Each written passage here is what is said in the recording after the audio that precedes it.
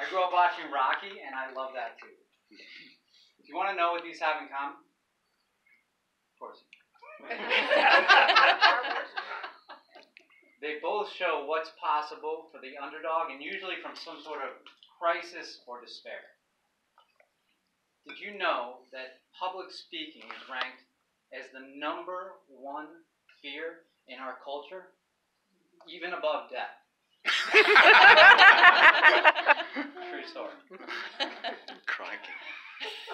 When I say I'm a fan of the underdog, what I mean is I'm a fan of people facing their fear and living their dreams.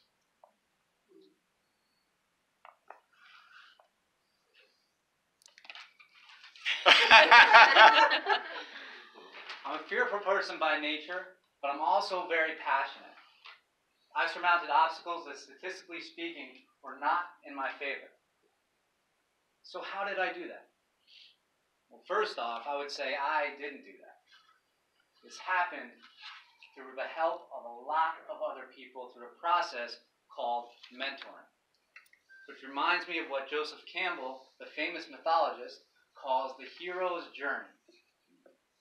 The archetype of the hero is all about facing fears and living dreams, usually despite massive odds against the hero.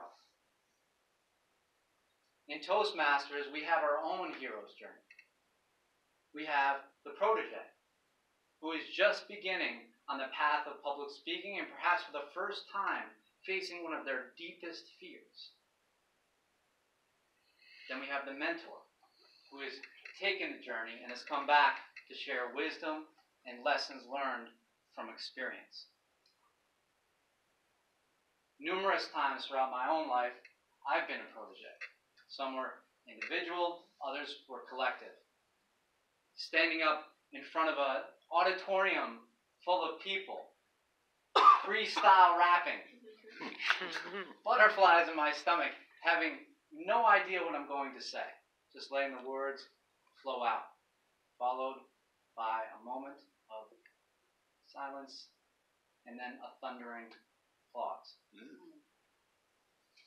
Then, a few days later, in the same community, in the same room, taking a stand for what I believed in, literally standing up in the middle of a training exercise, standing up for what I believed in and being met with overt and public criticism and no support. Both times, the community was my mentor, teaching me I have the ability to step out onto the edge, and even if I fall, I'll be caught if I'm willing to learn and grow. Other individuals were mentors, like my friend Jonathan, who I met at a men's circle after I heard him get up and do a spoken word poem. The energy and authenticity behind it captivated me.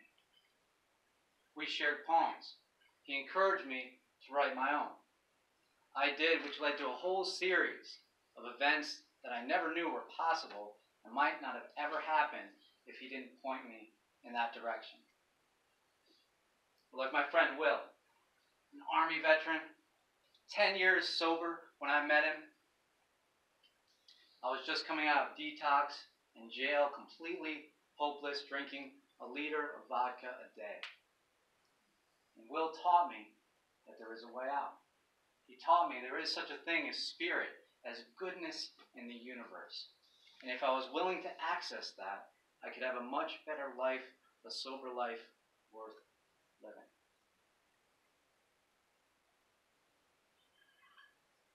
All these communities and individuals had the qualities of a good mentor.